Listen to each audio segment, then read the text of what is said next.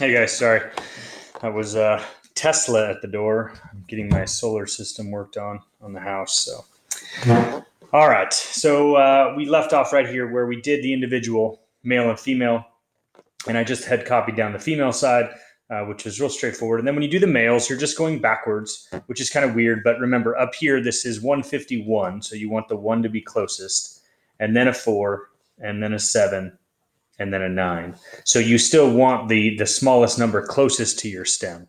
Okay, and then on the 16, obviously you go out, you have 2, 3, 5, 5, 7, 9, 2, 3, 3, I'm sorry, 2, 3, 5, 5, 7, 9. And then 17, 4, 5, 6, 7, 4, 5, 6, 7, and 18, 0, 3. Okay. And so the whole point of this, right, is to be able to take data, which if it's listed like this, you can't really tell much, right? But when you do individual stem plots, we're able to describe the data again, right? So think about this. If we're going to describe it, you guys could turn your paper kind of sideways. And again, thinking about this magical little smooth curve, you could say, it looks, someone might say that looks roughly symmetric. Others might say it's kind of stacked up on the left, so it's skewed a little bit to the right, and so forth.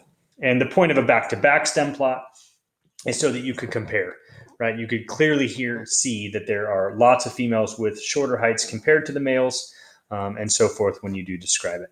Okay, so nothing crazy hard. It's just a matter of practicing it, making sure you can come up with the correct stems. You're not allowed to, even if you guys, this is a big thing here, even if we didn't have any entries for 1.7, like if we didn't have 174, or anything in the 170s, you still would have the 17 here with none of those listed, right? Because we're interested in seeing if there's gaps in the data. So you must go in sequence 15, 16, 17, 18 without skipping. Okay? All right, so those are stem plots. On the second page, we've got a different thing here that's called a histogram. So a lot of times, students have heard of bar graphs like we did in the first chapter. The first section. The histogram kind of looks similar to a bar graph, but there's no space in between the bars, right? So no space between bars, right? There's some other stuff. We have widths, bar widths are all the same. This is called the class size. Okay. But again, it's just a way for you to take all of this data, which is hard to kind of tell what's going on, graph it, right, and then describe what you see. So we're going to graph it, and then we're going to describe it. Okay. Now, we are going to use a website called statscalculator.com. So I'm going to share my screen here. And as you guys go back here, I just posted this on your Schoology link. It's thought I did. Let's see here. Let's refresh this.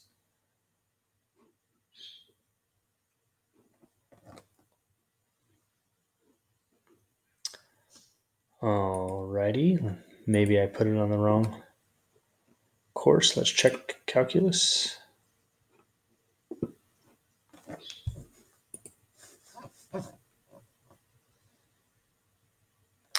Sorry, guys. The internet's a little slow. Anyways, that's taking a while to load. But what I've done, you guys, and if it's not there, I will post it, is I'm going to post this link to statscalculator.com. Okay, so it's a simple website. I haven't used it a ton, but it does the job. I'm working on getting some graphing calculators available for being checked out. And we'll see how that goes. We just don't have a ton of them. But this should definitely do what we need it to do for now. Okay, so if you go to statscalculator.com, you can see, to save some time here, I have entered all of the data. Okay, and so as you look on our page 2 of the notes, okay, our first data point here was 98, 96.5, and so forth. And what these are, right, these are average points scored per game for the 30 NBA teams. So these are average points. So you take your data, you go into statscalculator.com, and you enter the numbers 98 separated by a comma there. Okay, now I just clicked on it, so all my data went away, so I'm not going to mess around with that anymore, so I can keep it. But you can see right here that we have graphed all of the entry points that I put in that are on your homework. So you should get this picture if you do it. Okay.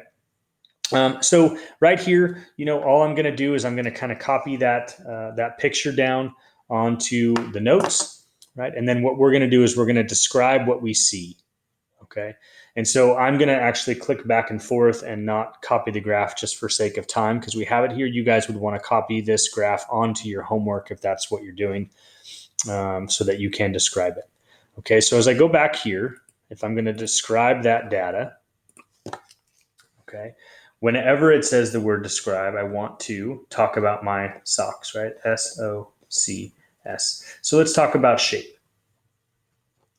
And all you want to do to describe your data is describe the shape of your histogram. So if you look at this thing, you guys can see how it's tall over here on the right. And so if you're standing up here and you had to choose which way to ski so you don't die, right? If you ski to the left, you're going to fall off a cliff. So you would choose to ski down the slope this way. So this graph would be considered skewed right. Okay, and so that's all we're going to write. We're just going to write here the data, the distribution appears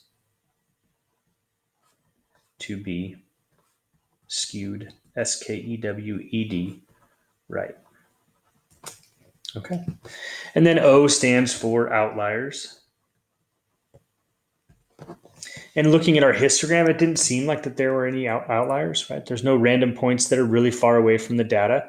And so it's real simple, you guys. You just say specifically that you don't see any outliers. So there does not appear to be outliers in this data set. And I want to emphasize again, you guys, you don't know how to find an outlier. And so that's why we're using these terms like there does not appear.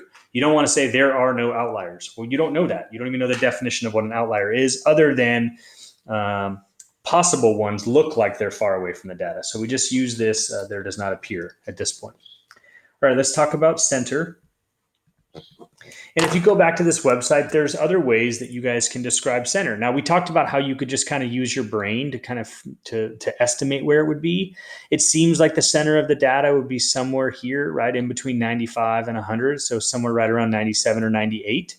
Okay. But what we have below, you guys, is you have actual stuff here. There's a lot of things here that you don't know what they are. But right now, you should know sample median, right?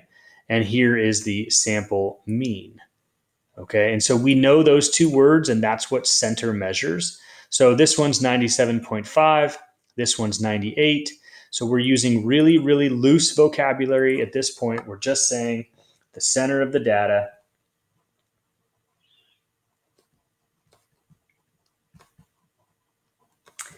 is about, right, 97 to 98 points. Right? If you wanted to say specifically the mean of the data is this, the median of the data is that, that's fine. I would accept it. Okay. But you can also at this point just use loose language, estimating around where it is. Okay. The last S would be spread. And this is just talking about how spread out is the data, right? Is it really all concentrated around one thing, or is it really spread out? All you want to say, right, in this case, is that what does it go from and what does it go to? Well, as you scroll over this little dot here, that's the lowest one, right? 93, right? 93.4, there's a 93.2. So you can see them. Or right down here, you guys, you have, right, really helpful information. This is the minimum value, 93.2, and your maximum value is 106.1. And so you guys have learned the word range before, right? So you can say the data has a range or ranges from 93.2 to 106.1. So let's just say that 93.2. So the data ranges from 93.2 to 106.1 points. Okay. And where we're going with this, you guys, there's other measures of spread, right? You can come down here. Maybe you've heard of standard deviation, right? That would be a measure of spread. It talks about how spread out the data is from the mean, but we have not learned any of that yet. So you would just say the minimum value is this and the max is that, right? And so you're just doing your best to describe how spread out your data is. Okay. All right. So that was 2 parts for the notes because we had a nice little interruption. Welcome to distance learning, teaching from home. But anyways, you got both of your, you got the whole notes put together with 2 parts. And down here, you've got your homework. I will double check and triple check that those problems do align with that before I post that on Schoology. All right, you guys, take care.